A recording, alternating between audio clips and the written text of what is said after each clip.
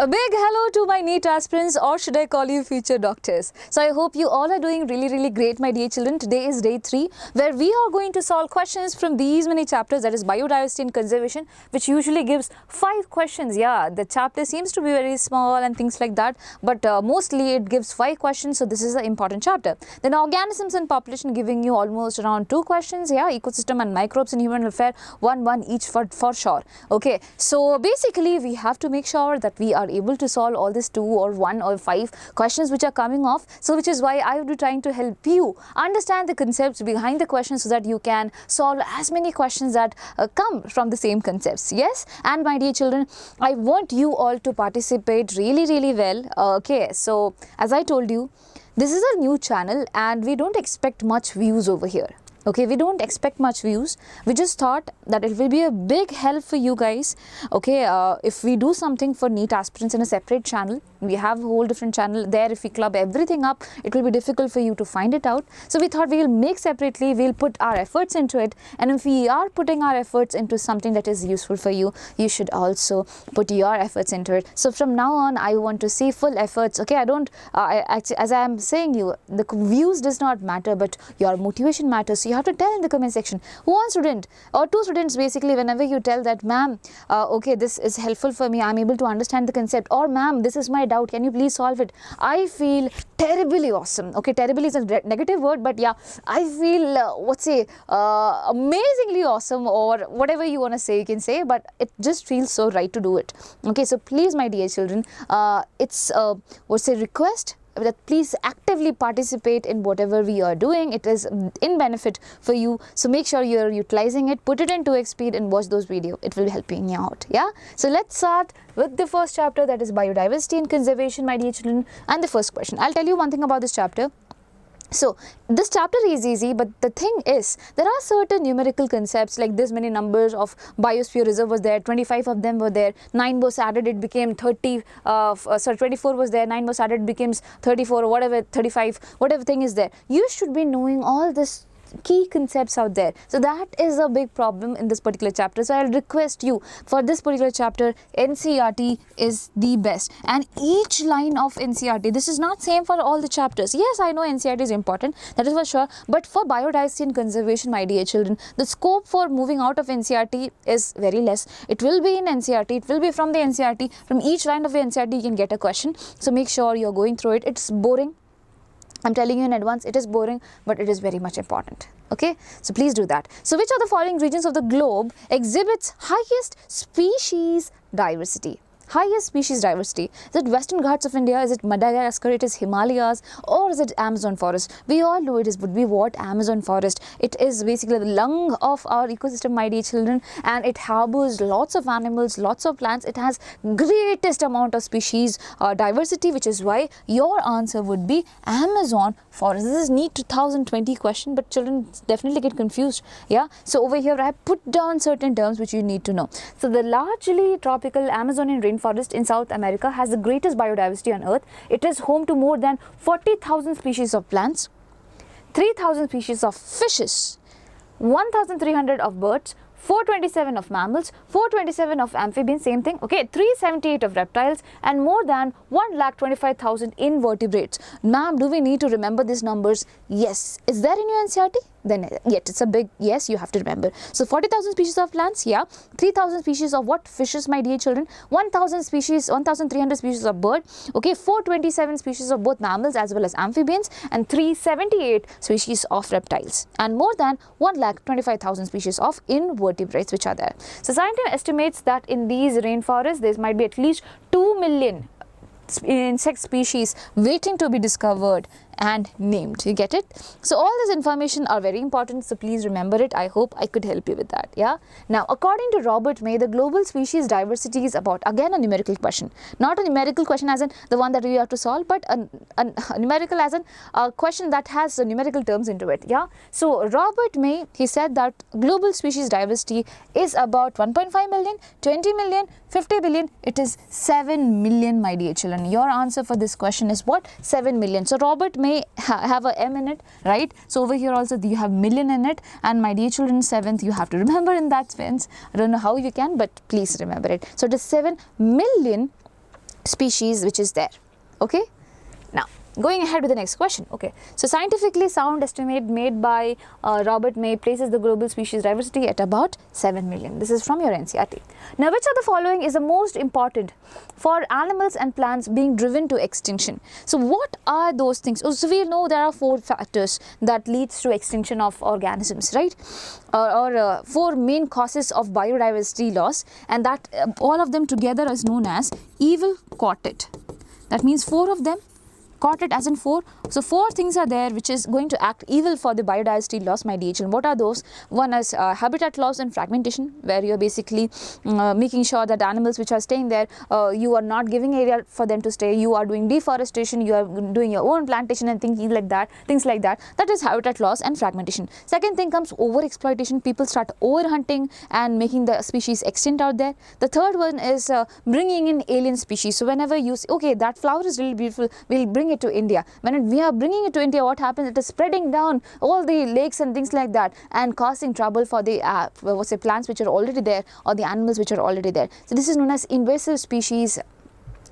Alien species invasion. Okay, alien species invasion, it is invading. And the fourth one is co-extinction. Basically, when one organism gets extinct, if there's some other organism which is totally dependent on it. For example, it is mostly happening in the case of plants. You know, plants have pollinators. So when one pollinator is not there, the pollinator species get extinct. What will happen? The plant also, which was usually getting pollinated by it, that is also going to get extinct. Okay, so these are the 4 things that we have. Okay, always remember these 4 things. Now, which one is the most important one which drives to extinction, my dear children? Is it alien species invasion? Is it habitat loss and fragmentation? Is it drought and floods, economic exploitation, my dear children? Your answer would be habitat loss and fragmentation. So these 2 are factors coming under evil quartet. Apart from that, overexploitation and also one more thing, co-extinction. Okay, please remember that also.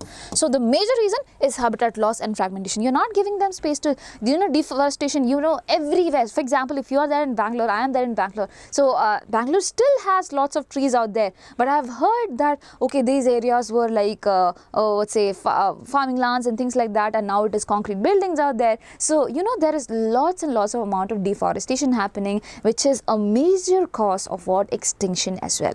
Okay. So that is there.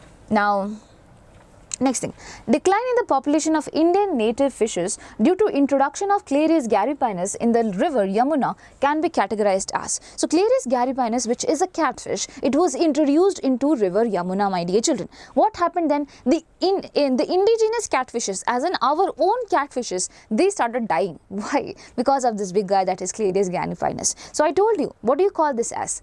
When you're basically making some organism invade, this is known as alien species invasion, my dear children. And Clarias garipinus is one big example of this. Apart from that, you have few more examples given in your NCERT. One is Nile perch example.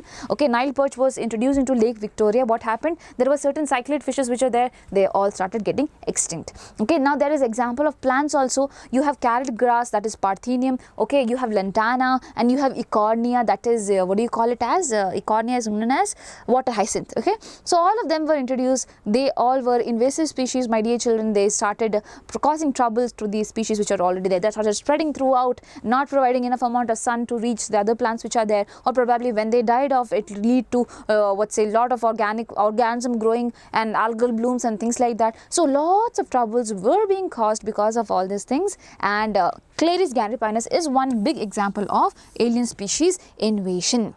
Okay, so it is not co-extension, it is not habitat fragmentation, not overexploitation, it is just D, that is alien species invasion. Now, 5th one, oh my god, did I put it over here? Okay, I should have put it in the answer, but still. So this is not there in the question, okay, this is there. Alexander von Humboldt described for the first time. What did he describe? Alexander von Humboldt. He described something that is known as species-area relationship, not the laws of limiting factor, not the population growth equation, not the ecological biodiversity. It is species-area relationship. What do you mean by that? It means that, man, if you're there in the studio, you are going to see only some species of organism. But if you move out of the studio, go into a park. Okay, when the area is enlarging, the species richness is also basically what increasing. I am able to spot lots and lots of different type of species. But do you think if I move on, I will be able to see infinite amount of species? No, my dear children. to a certain limit I would be saying. So I'll say this is equation is like this. It is species richness is proportionate to area that I am discovering, but only to a certain limit, and that limit is put down with the help of z. Okay, now if we convert it into, if we change the proportionate sign, I can put it as c and then a and then z. So s is equals to c a raised to the power z. This is the thing. If you are putting a log equation of this, remember all these equations are very important. So it will be log s is equals to log c and then again log a. What happens to the z? Z comes over here. So this is the equation that you have for log as well.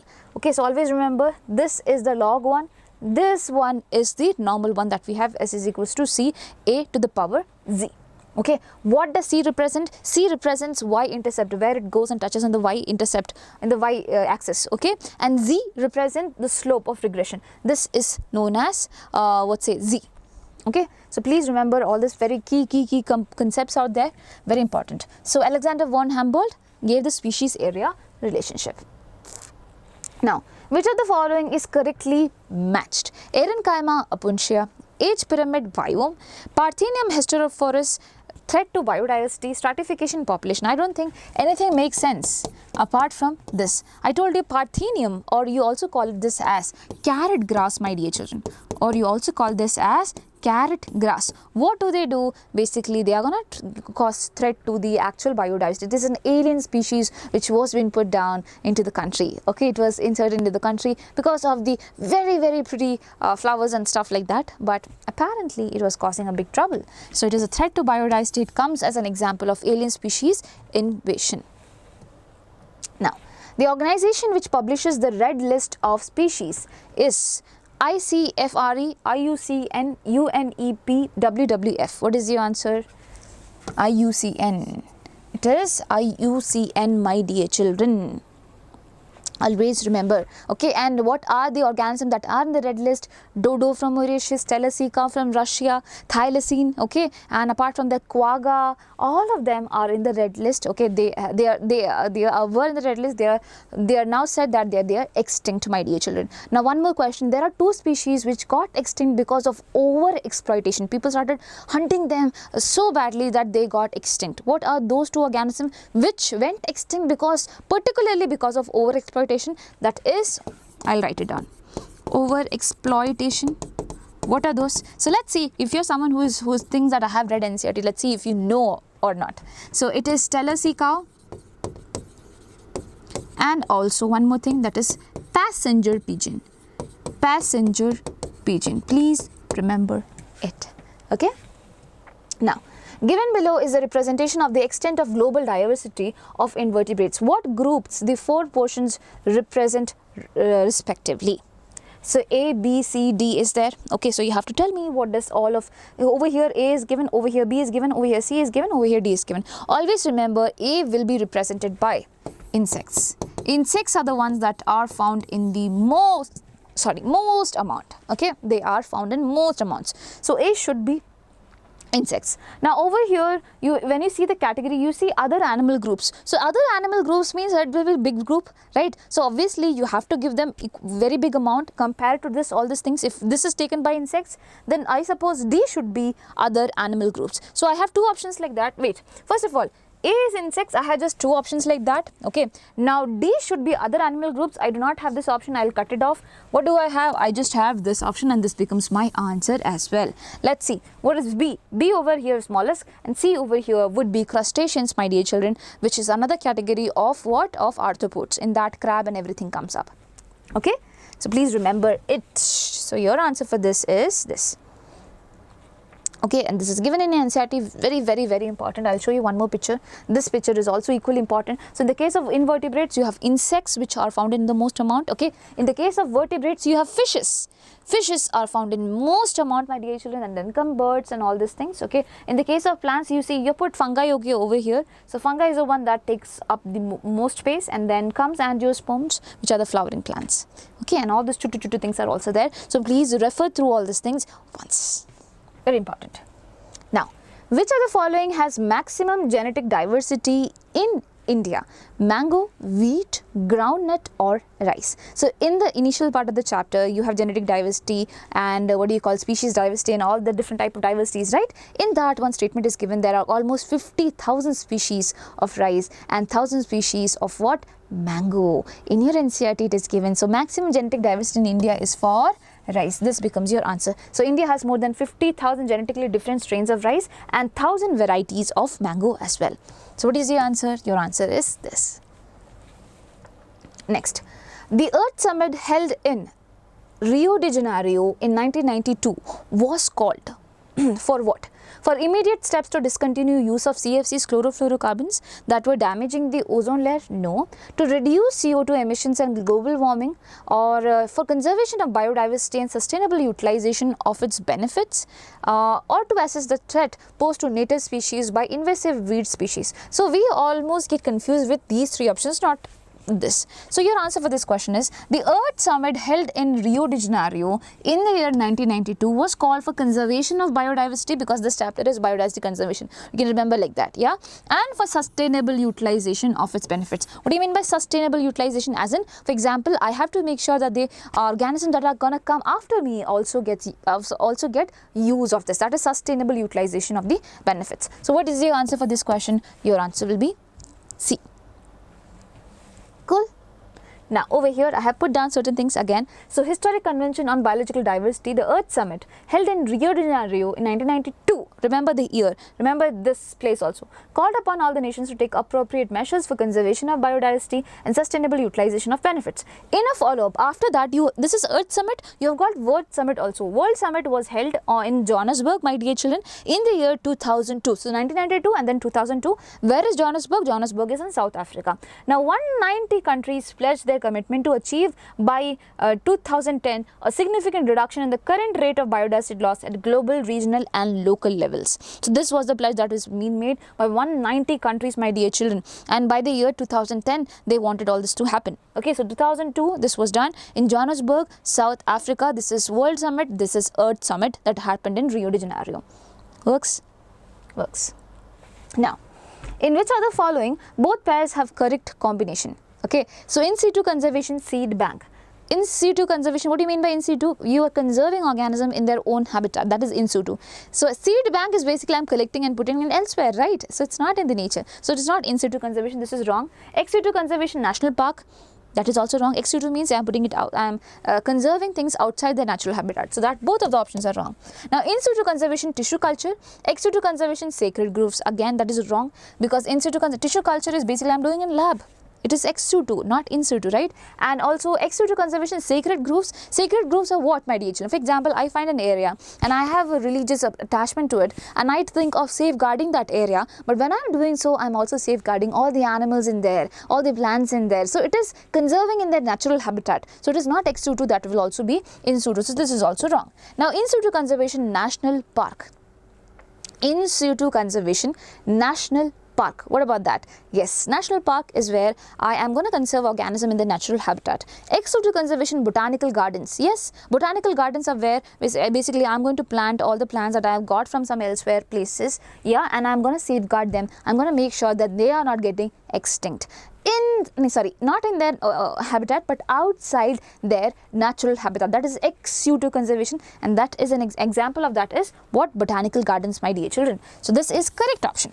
Now in situ conservation, cryopreservation. Cryopreservation is basically I am preserving the gametes or things like that. It is again outside, so it is not in situ, so that is wrong. Now wildlife sanctuary is ex situ, that is wrong. Wildlife sanctuary is in situ. There is wildlife safari parks, it is different. Always remember, wildlife safari park is where it is ex situ. Wildlife sanctuary, it is in situ. Park, okay, it is always outside. Park is always where humans are going and things like that. So you remember like that, it's not their natural habitat. It's not their natural habitat. Wildlife safari parks is ex situ. Wildlife sanctuaries are in situ conservation method. So this becomes your answer for the question. Going ahead to the next question. Cryopreservation of gametes of threatened species in viable and fertile condition can be referred to as in situ conservation by sacred groves, in situ cryo conservation of biodiversity, in situ conservation of biodiversity, advanced ex situ conservation of biodiversity. What is the answer? Is it in situ? Are you conserving in their natural habitat? No, I'm taking the gametes, I'm putting it elsewhere with me, my dear children. It is not there in the natural habitat. This is me, I'm doing it. It is artificial totally, yeah. It is ex situ. So wherever you found in situ, it will be wrong. The only answer that you have is D, that is advanced ex situ conservation of biodiversity. So this becomes your answer. Now, next, consider the following statements, A to D, each with 1 or 2 blanks. Okay. So bears go into dash during winter to dash cold weather. So 1 is what? 1 is what? 1, I suppose, bear go into hibernation. During winter it is hibernation. Okay, during summer it is aestivation. So during winter it is hibernation. So 1 should be hibernation. Where do I see that? I see over here. 1 is hibernation. Okay, let's see the second one. Bear go into hibernation during winter to escape cold weather. Is it 2? 2 is correct. Yeah, that is also correct. Now, conical age pyramid with broad base represents 3 in human population, my dear children. Basically, what does that represent, my dear children? If you have age pyramid like this, where there is a broad base. Okay, there is a broad base. What does it represent? That it is growing, the population is growing. So anyways, that is 3. 3 is stable over here, 3 is stable over there. Okay. Let's go ahead. A wasp pollinating a fig flower is an example of. First of all, since we are matching these options and both of these options are correct, we should look for the 5th one.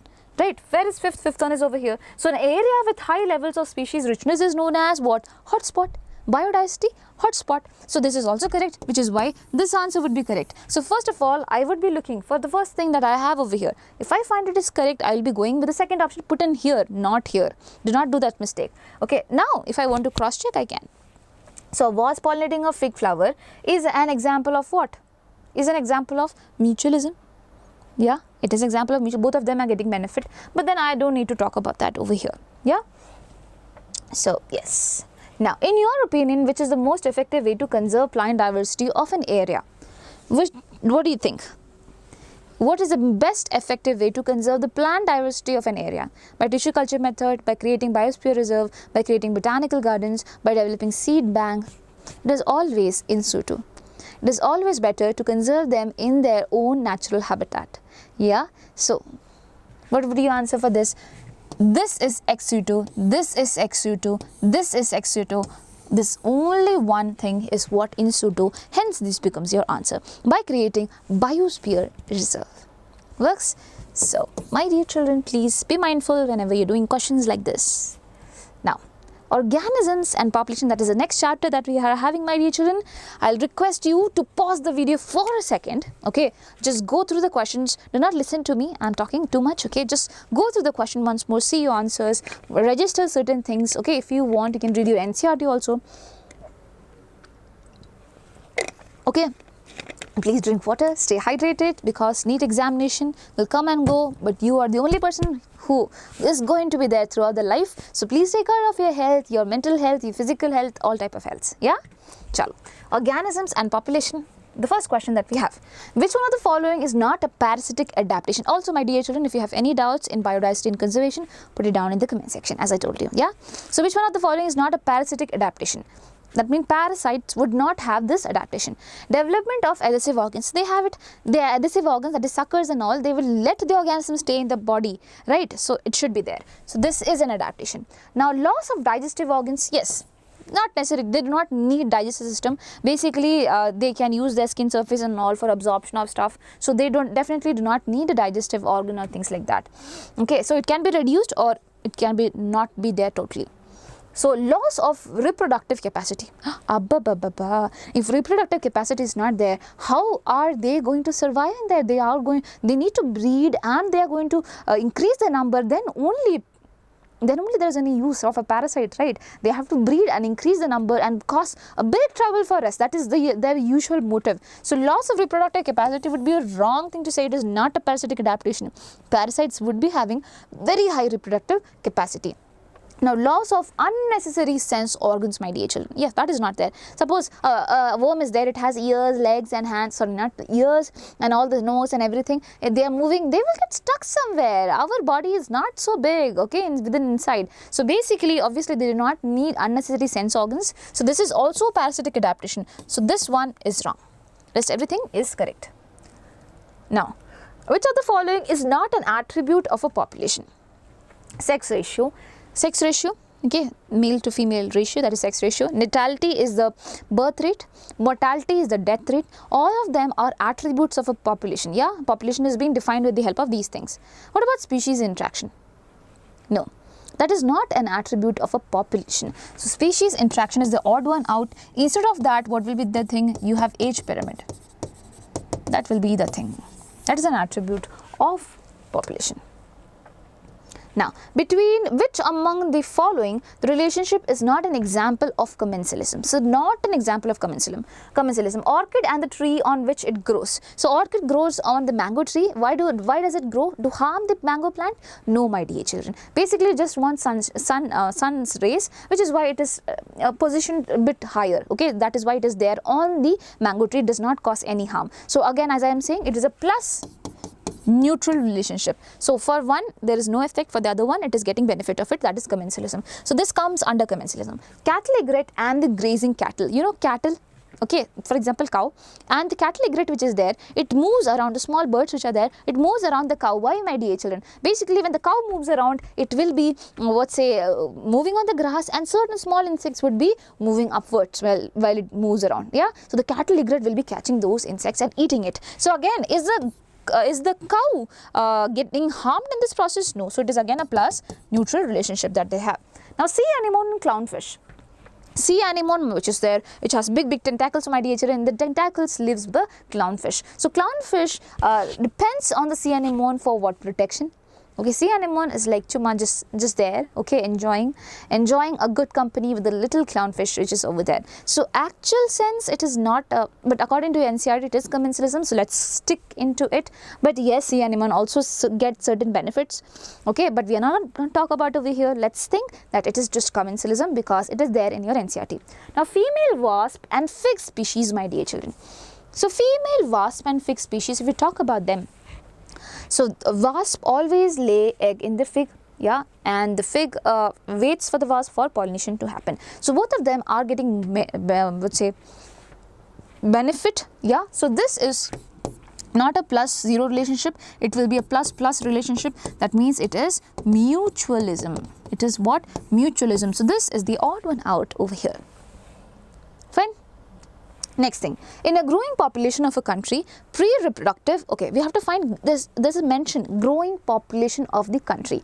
If you are saying it's growing, my dear children, then you know there is pre-reproductive part, there is reproductive group of organism and post-reproductive group of organism. If you are saying the pre-reproductive group of organisms are more in number, that is why it's broader base, my dear children.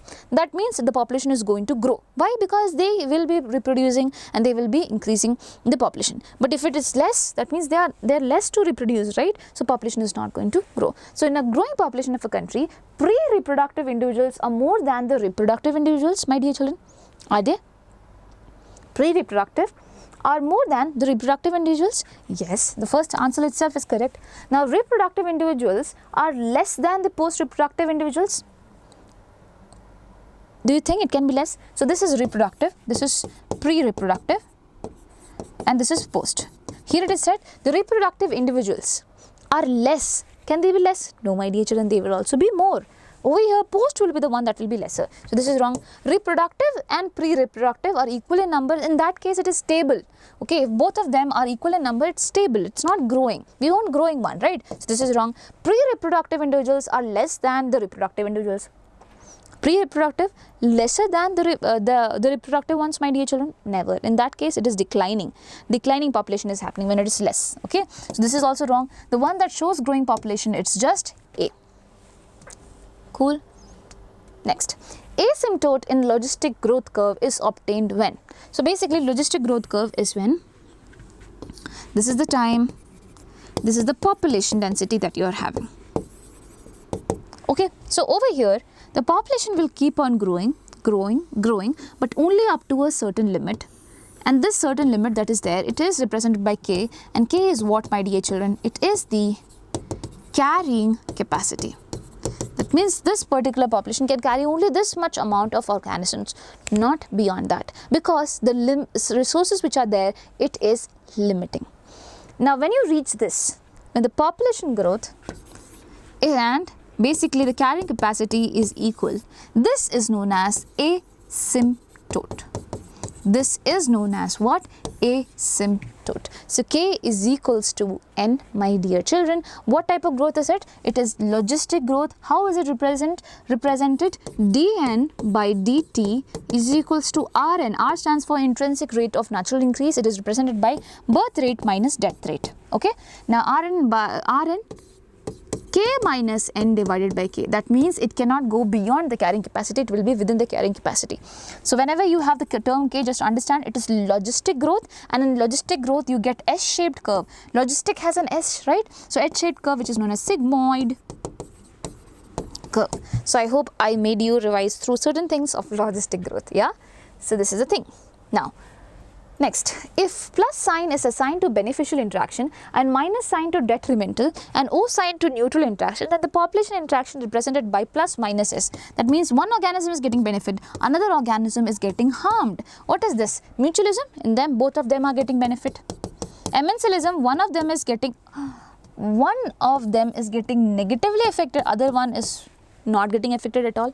Commensalism is basically commensalism is basically when both of them, again, one of them is going to get affected, other one affected as in positively, yeah, and the other one is going to be neutral. In parasitism, what happens, my dear children? There is a parasite, for example, lice in the hair.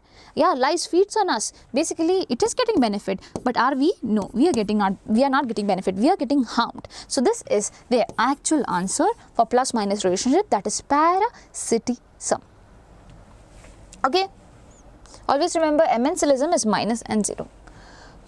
Now, when does the growth rate of a population following the logistic model equal 0? The logistic model is given by dN by dt is equals to K minus N divided by K. Okay. So, when do you think the growth rate will be equal to 0, my dear children? When do you think it will be equal to 0? When N by K equals 0, so I told you this thing, this is K, this was N. So when do you think the growth rate is basically going to equal 0? That means there is no increase. When will that happen? When both of them are equal. When both of them are equal, so can I say when N by K or K by N happen, that's when? So because it will be equal to what? 1. There won't be any change that is happening, my dear children. So when N divided by K equals to 0, that is wrong. If it is 0, then they are not equal.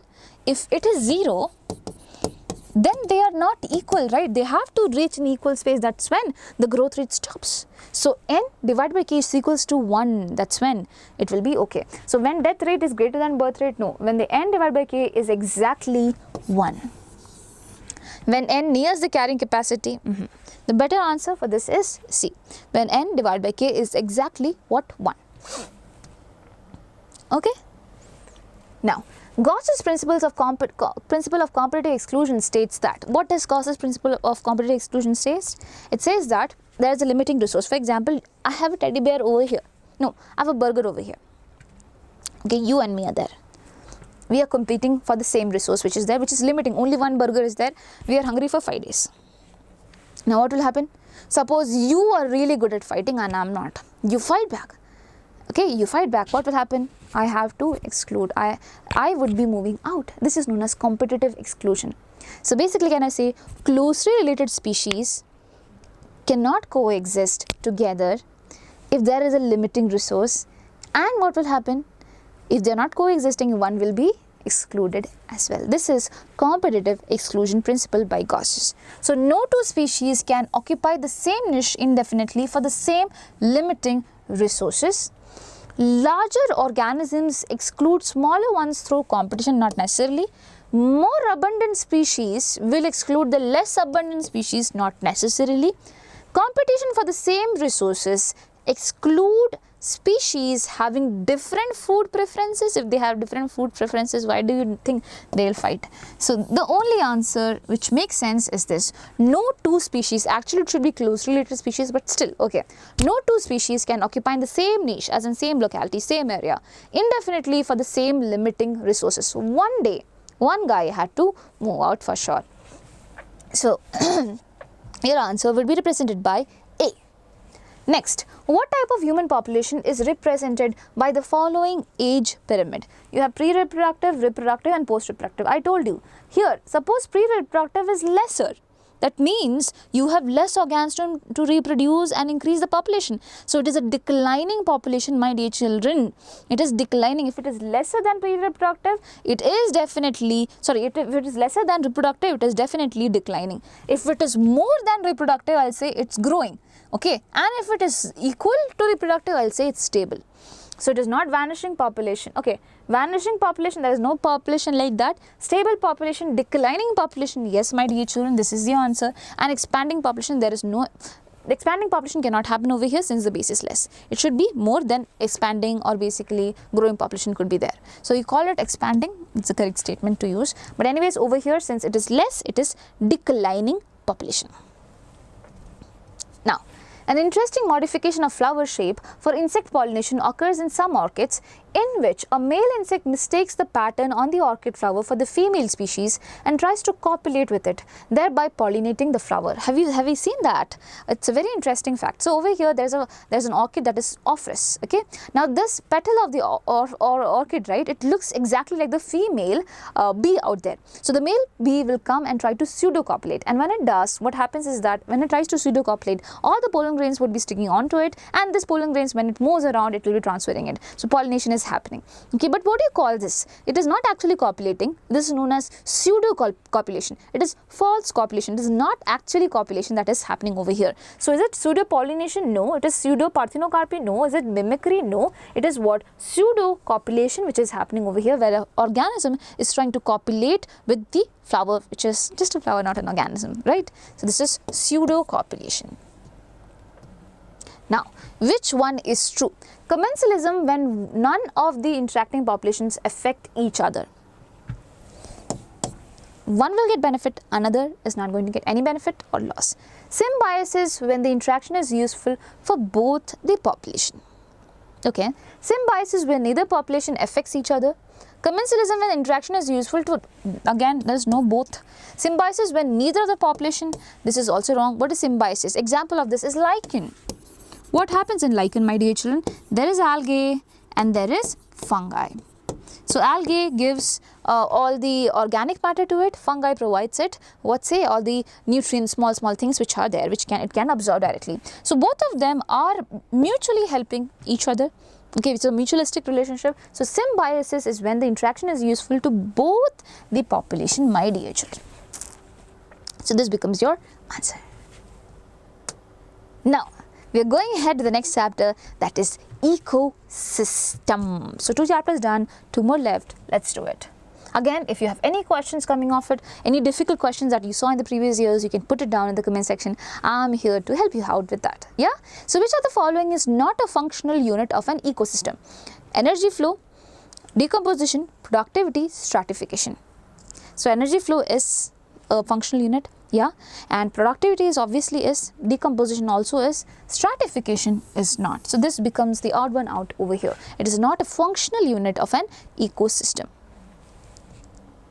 So the components of the ecosystem are seen to function as a unit when you consider the following aspect: productivity, decomposition, energy flow and nutrient cycling. So it won't be stratification, but it would be nutrient cycling.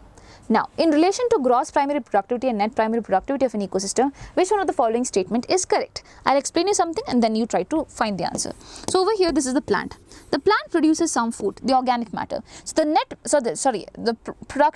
rate of production of the organic matter by the plant is known as gross primary productivity. But the plant says, I cannot give totally to you. I cannot give it totally to you. I have to utilize some for myself. So that is respiratory losses. I will represent it by R. So GPP minus R is something. Okay, GPP minus R is something that is known as NPP, net primary productivity. That means this much amount of thing is available for the next organism which is there. Okay, you have to minus it. So my dear children, you tell me, which one will be more in amount? It will be obviously this. You are minusing something, then you are getting NPP. So gross primary productivity is always going to be more than net primary productivity. Now you have to tell which one is correct. Gross primary productivity is always less than net primary productivity. Wrong. Gross primary productivity is always more than net primary productivity. Yes. Gross primary productivity and net primary productivity are one and the same. There is no relationship. That is also wrong. So what do you have? You just have this as the correct answer. Cool. Next, the mass of living material at a trophic level at a particular time is called. Mass of living material at a trophic level at a particular time, what do you call this? Net primary productivity, standing crop, gross primary productivity, standing state. Your answer would be standing crop. This is the mass of living material at a trophic level at a particular time. What do you call this? You call this as standing crop. Works?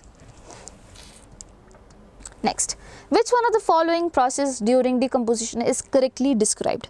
Again, I'll tell you the steps of decomposition and listen to me carefully.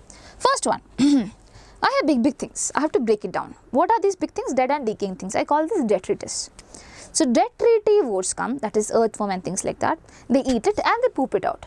So basically they're eating big things, they're pooping out small things. So can I say it's fragmentation, where they are basically breaking big fragments into smaller fragments? Yes. And now after this process, what happens? Any water soluble inorganic content which is there, it will seep down into the soil, stay there inside as unavailable salts. It won't be available. Okay, it is there inside. This is known as leaching. So fragmentation first, then leaching. Now we have broken down into small things, right? Now these smaller things, the organic matter which is there, it has to be broken down into inorganic matter.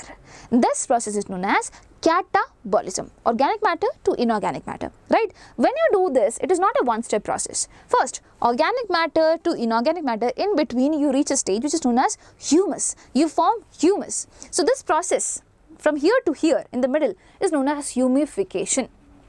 Okay, what is happening? Humus is being formed. Humus is a dark amorphous substance which is there, which is very much rich in inorganic nutrients, but it is not completely broken down. It still has to be broken down to form complete inorganic nutrients, right? So now, when the humus breaks down bit by bit, very slowly, it breaks down bit by bit for giving out inorganic nutrients, my dear children, you call this as mineralization. So fragmentation, then leaching, then catabolism, in between catabolism, halfway humification, and halfway mineralization. This is the step.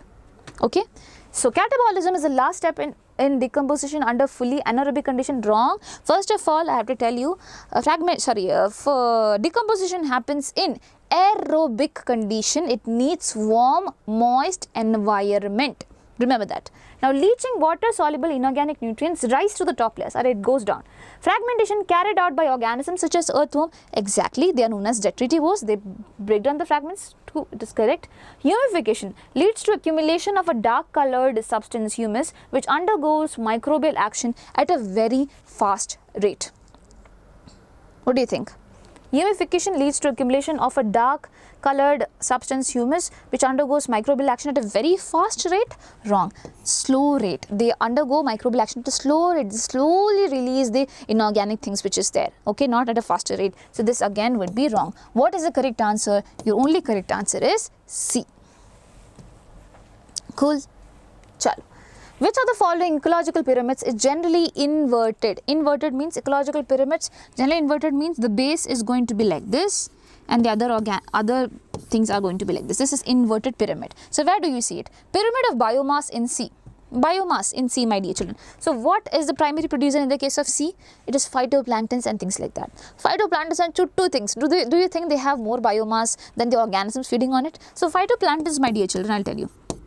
Phytoplanktons, they are eaten by zooplanktons. Zooplanktons eaten by small fishes eaten by large fishes. Phytoplanktons, two things. Biomass also very little, and also they are eaten up, so their biomass is going to be less. Zooplankton obviously will be competing more, their biomass, yeah. Fishes also, it will be more. So in this case, yes, they have an inverted pyramid. Yes, so first answer itself is correct, but let's see the other options. Pyramid of numbers in grassland. If we talk about pyramid of numbers, obviously the primary producers would be found in more numbers. The grass itself is found in more number and the organisms feeding on it will be less. Pyramid of energy, it's always upright. It cannot be inverted ever because you follow 10% law. Every time from one organism to other organism, you lose 10%. So energy of the basal organism at the base would be always more. So that is also wrong. Pyramid of biomass in a forest. In a forest, you have big trees. So big biomass would be also big, my dear children. And the organism feeding on it would be having lesser biomass. So my dear children, does not make sense. You just have one option which would be having what? Inverted pyramid. And that is pyramid of biomass in the sea. Works? Works. Now, which of the following representation shows the pyramid of numbers in a forest ecosystem? Forest ecosystem, pyramid of numbers. You have in numbers, my dear children, you have so many trees, so many plants and things like that. You would be having insects and other organisms also feeding on it. But if you're talking about forest, there is huge lot of primary producers. So the base should be big. Okay, always remember, this kind of confuses certain children. I'm not talking about one tree. If you're talking about one tree, pyramid of number, there is only one tree, but insects are more in amount. In that case, it is inverted pyramid. It will be inverted pyramid. I am talking about a forest. A forest has lots of plants, my dear children. Small plants, big trees, small trees, all the things are there, right? So basically on it are feeding organisms. I do agree they are also found in more amount. But if you go up, in forest organism, the top carnivores, they are found in lesser amount. They are found in lesser amount in comparison to the primary producers which are there. So I will say this is the option that I find to be correct, right? So primary producers are more, then it is less. Inverted pyramid, I would be finding where? Inverted pyramid, not exactly like this. I would be finding this type of pyramid in the case of one tree. One tree, my dear children, will be one tree. Because of that, the base is going to be less. But organism feeding on it will be more. But if you talk about top carnivore, it will be still less. So again, it will be having a pyramid like this. Here it is not asked like that. Here the pyramid of numbers in what? And forest ecosystem is asked. Your answer would be B, and do not go for this particular B. You have to look for the B option, which is this, and that is found in C. Okay, so your answer is C. Now, which one of the following statement is correct for secondary succession? It's a kind of confusing question, but yes, you have to answer. Secondary succession means what? What do you mean by primary succession? Primary succession means never ever has some organism came over there. Okay, it's just a bare land which is there, and from the start you are creating a whole ecosystem out there. That is known as primary succession. For example, a bare rock. Okay. Secondary succession is where, for example, I had a very pretty area, but I cut down all the plants. There is nothing over here now. There is nothing over here except soil and things like that. So what will happen? Other group of organisms, if they come in and they build a ecosystem out there, it is known as secondary succession, because it is pre-built. It is already there. You just have to grow there. You get it? So it is comparatively faster than what? Than the primary one. Okay, comparatively faster. But as I said, mostly it depends on the things which are already being provided. If the things are not there, my dear children, do you think it will be fast? Nah, it won't. Secondary succession itself won't be happening. So which of the following statement is correct for secondary succession? It begins on a bare rock. No, it is primary succession that begins on a bare rock. It occurs in a deforested site. Yes, my dear children, because you have soil and you have everything. Deforested site, they are very specific that you have cut down the plants, but probably if they had plants, then obviously there was soil and everything. So this option seems correct to me. It follows primary succession. No, primary succession, secondary succession, two separate things. If you have already primary succession been happening there, why do you need secondary succession? When this is deforested, then, or basically when something happens over there, you need secondary succession there. So this also would be wrong. Now it is similar to primary succession, except that it has a relatively fast pace. It is similar, and we can say that yes, it has a faster pace, but as I told you, my dear children, it's not about faster or slow pace. You have to mention that basically the other area had something or not. Initially there was some soil or not. So I think comparatively this would be the correct answer. I know this is confusing, but if we talk about this is a short answer. This is a short answer. So whenever you have confusion like this, go for the short answer. Okay, for the other question, okay, NTA might give two options as correct options, that is their deal. But you have to go for the most correct option that you feel. Here there are so many conditions involved. They have not mentioned a lot of things, which is why I think this would be wrong and this would be correct. So please go for this option. Okay. Now, In which of the following both pairs have a correct combination? Have correct combination, my dear children. Gaseous nutrient cycle and sedimentary cycle. So example of gaseous nutrient cycle, as in the atmosphere is a reserve of all these things. That is what you mean by gaseous nutrient cycle. So what are those things? I remember nitrogen and carbon. Okay, nitrogen and carbon they have atmosphere as a reserve. Okay, in sedimentary cycle, what is a reserve? Basically the sediments, the soil, the rock, all of them are the reserve.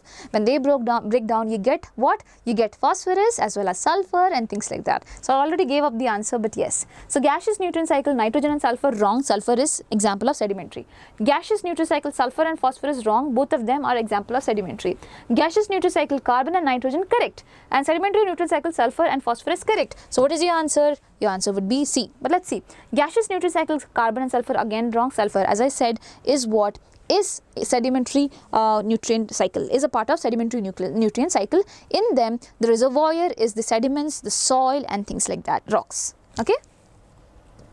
Now, about 70% of the total global carbon is found in, actually 71% to be precise. Okay, so about 70% of the total global carbon is where, my dear children? Oceans, forest, grasslands, agro-ecosystems. So children might feel it's forest, children might feel it's grasslands, children might feel it's agro-ecosystem, but not think about oceans. The answer is oceans. So 70% of the total global carbon is found in the oceans. Please make sure you know about that. Very, very, very important. Okay. Okay. Now, which of the following pairs is a sedimentary type of biogeochemical cycle? I just told you right now. Phosphorus and nitrogen. Phosphorus and sulfur, my dear children, both you get from the sediments.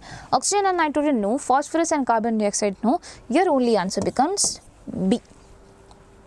Cool? Cool, ma'am. Yes. Now, the last chapter for the day, and that is microbes and human welfare. So children, as I say, I have picked up certain questions and I am solving randomly, but you have to open your NCERT. You have to go through all these things, otherwise you're going to mess up big time. So please don't do that.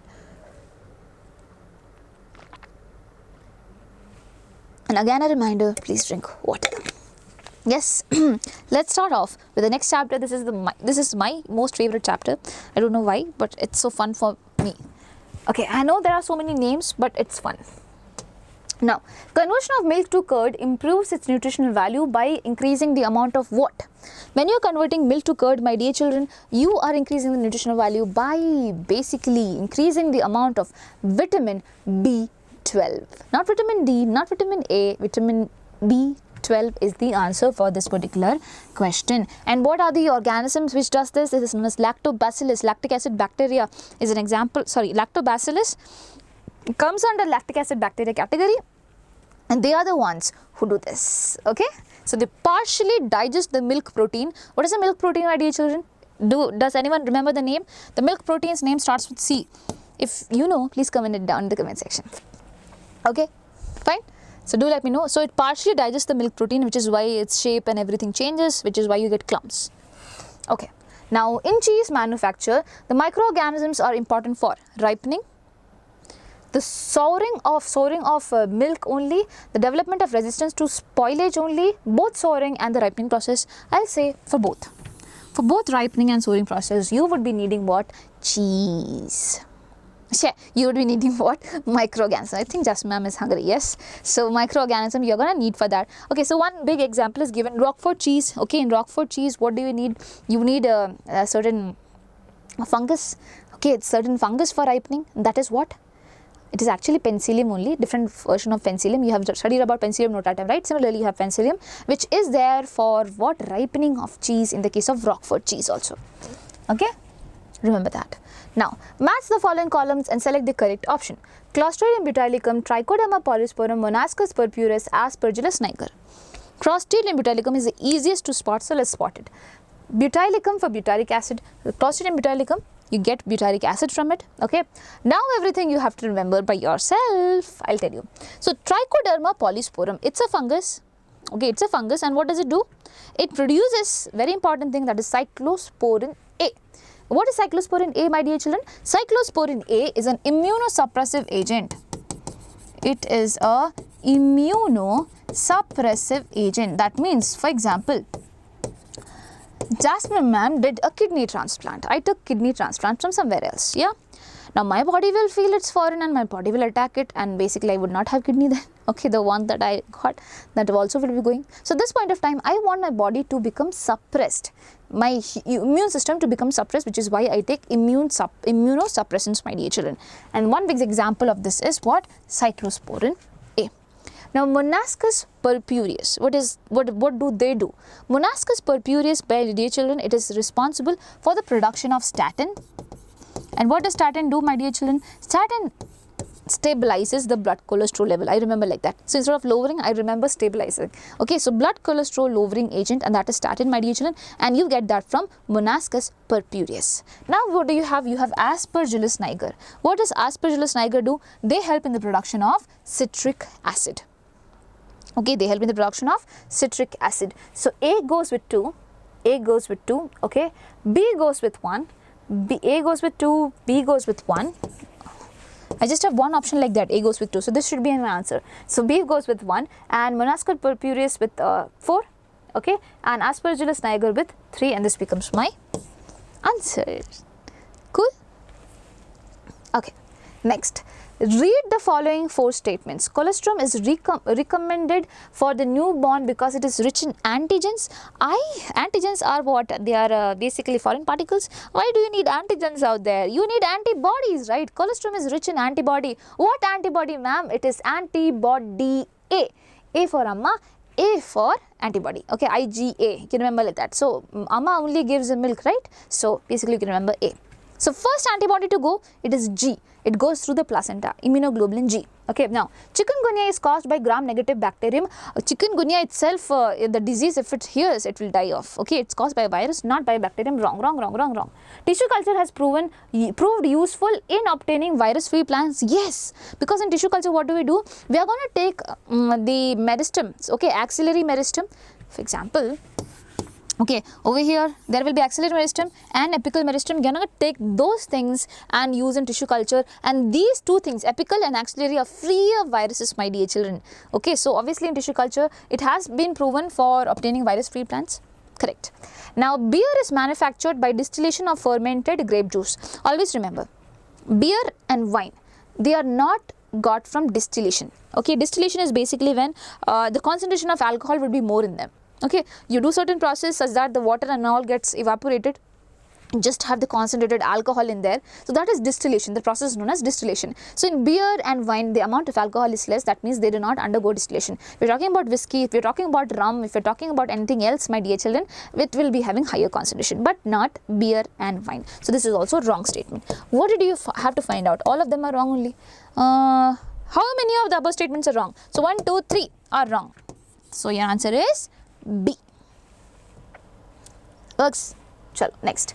The domestic sewage in large cities has high BOD as it contains both aerobic and anaerobic bacteria. My dear children, BOD, biochemical oxygen demand, will be higher when aerobic bacteria, they are in more amount and they are breaking down something in more amount. That's when they will be needing oxygen. Anaerobic bacteria did not need oxygen at all. So this is wrong statement. Is processed by aerobic and then anaerobic bacteria in the secondary treatment in sewage treatment plants?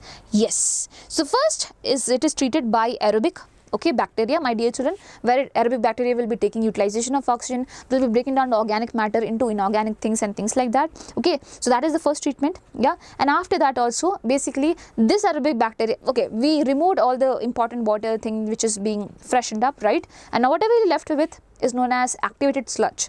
It will contain the aerobic bacteria which were doing their job, yeah, and all the other things which are settled down. Now what do? You are going to treat it with anaerobic bacteria. These anaerobic bacteria are going to eat the aerobic bacteria and going to produce what? And are going to produce the, not eat exactly, yeah, but anyways, they are going to act on this aerobic bacteria and going to produce biogases and things like that. So first by aerobic bacteria, then by anaerobic bacteria. This is actually correct. So when treated in STPs, that is sewage treatment plants, does not really require aeration step as a sewage. Rare. You need aeration step. Aeration means basically you need oxygen for the aerobic bacteria to do their work. So this is wrong. Here it is said it does not need. Wrong. Has very high amount of suspended solids and dissolved salts. No. is being removed. So when you're talking about domestic sewage, first step is primary treatment, where you do filtration and sedimentation. Filtration means all the things that floats you're removing it. Sedimentation means all the things that sediments you are removing it. And whatever you're left with, it is known as primary effluent. It goes for the secondary treatment. Okay. So my dear children, it won't be having high amount of suspended solids and dissolved salts. It's a wrong thing. Your only answer is this.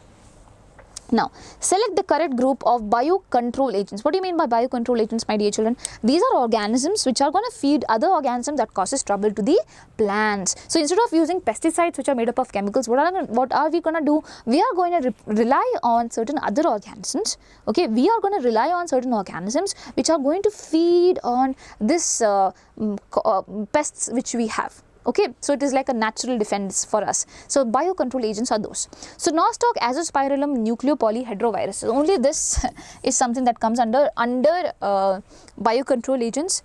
Azospirillum, Nostoc, they are all biofertilizers. So whenever we want to increase the fertility of the soil, we use them because they fix nitrogen and things like that. So they are biofertilizers, not biocontrol agents. Bacillus thuringiensis, tobacco mosaic virus and aphids. These two are, tobacco mosaic virus is the pest. Okay, it itself is a big problem for us. So wrong. Trichoderma baculoviruses, Bacillus thuringiensis, exactly correct. Trichoderma is a root fungus, and what does it do? It kills the other root fungus which is acting as a pest. It's a good guy, yeah. Baculoviruses come under nucleopolyhedroviruses. They are also species specific. They kill a group of organisms and things like that, yeah. Now, Bacillus thuringiensis, again, BT, it produces certain toxins, and these toxins are going to infect certain insects and kill them. So, correct. Now, Oscillatoria, Rhizobium, both of them are biofertilizers. Trichoderma, as I told you, it's over here. So, this is a wrong statement. Now, which one of the following is an example of carrying out biological control of pest diseases using microbes? I am talking about microbes over here. Children do this mistake, okay? They look for biological control. Ma'am, you just taught us right now. My dear children, aphids are also biocontrol agents. They are insects, okay? They are aphids, but they still, sorry. Wait, did I teach you something wrong over here? My dear children, aphids are pest again, okay? It is eaten by the ladybird. Ladybird is a biocontrol agent. So this is also wrong, okay? So both of them are pest. Only this guy is the good guy. Yeah, so basically ladybird is also a biocontrol agent. It eats the aphids, yeah. So, but it is not a microbe. If we talk about dragonfly, that is also biocontrol agent, but it is not a microbe. Get it? You're talking about microbes. So Trichoderma species against certain plant pathogens, this would be correct because Trichoderma is a fungus, it's a microbe, right? Now nucleopolyhedrovirus against white rust in brassica, it does not, actually it is biocontrol agent, okay, it is a microbe also, it is genus actually, but it is not going against the white rust in brassica, so this is wrong. BT cotton to increase cotton yield. BT cotton is a plant now, where what I am doing, BT cotton means basically I am putting the genes of the BT Bacillus thuringiensis into this particular BT into this plant, and it becomes resistant to certain things. But it itself is a microbe? No, it's not a microbe, it's just a plant, right? Which have underwent genetic engineering. So this is also wrong. Ladybird beetle against aphids. I told you ladybird beetle is not a microbe, it's an organism, right? So the only answer becomes A. Next, which one of the following helps in absorption of phosphorus from the soil by plants? Which one of the following helps in absorption of phosphorus from the soil, my dear children? What do you think it is? Always remember, you have an association that is known as mycorrhiza. What happens in this? It is an association of fungus and plant. The plant will provide organic matter because you know it can do photosynthesis, right? And the fungus will, they have hyphae, right? So they move into the soil and they bring in phosphorus from the sediments, yeah? From the sediments. So this particular fungus belongs to the genus Glomus and it brings around phosphorus. So your answer should be Glomus, not Rhizobium, not Frankia, not Anabaena. All of them are fixing nitrogen and things like that. You're talking about phosphorus, and phosphorus, it is Glomus, and that's a fungus. Next, an organism used as a biofertilizer for raising soybean crop. Soybean crop, my dear children, is a leguminous crop. And in leguminous crop, if you want biofertilizer means the one that enriches the soil quality, organism that enriches the soil quality. So, in leguminous plants, you might have studied from the very start. You have Rhizobium, okay, Rhizobium, which is doing a symbioticization. This Rhizobium, my dear children, provides what? Provides nitrogen, fixed nitrogen to the plants. So, your answer would be Rhizobium, not Azotobacter, not Azospirillum, not Nostoc. This is found in leguminous plants like pea, like beans, like soybean and things like that. Okay, always remember. They also fix nitrogen, but they are not found in leguminous plants. Next, which one of the following statement is correct? Legumes fix nitrogen only through specialized bacteria that live in their roots. Legumes fix nitrogen independently of the specialized bacteria that live in their roots. Independently? Can they do it alone? Legumes fix nitrogen only through specialized bacteria that live in their leaves. Legumes are incapable of fixing nitrogen. So, legumes fix nitrogen only through the specialized bacteria that live in their roots and they depend on it. They are not working independently. Okay, so your answer becomes A. Done? Are we done? Actually done. Yes, we are done, my dear children. So again, as I said, you have so many questions out there. I have just chosen a few of them because I just wanted at least you to have a rough reference of things rather than going around without a plain mind. Okay, so please make sure you are solving more and more questions. Whenever you solve more and more questions, you feel that confidence, my dear children. Trust me when I say this. So you have so less time left, but you have so much amount of motivation in you and you have so much amount of positivity in you. You can do it. Trust me on this. And if you enjoyed this session, do let me know in the comment section. And also if you have doubts, I'm waiting for solving all your doubts. Again, put it down in the comment section and answer the question that I asked you. Okay, some C. Okay, which is the protein, which is the milk protein that is broken down by the lactic acid bacteria. Okay, so do let me know that and wishing you all the best. Bye bye, take care, do subscribe, like and share it with your friends as well.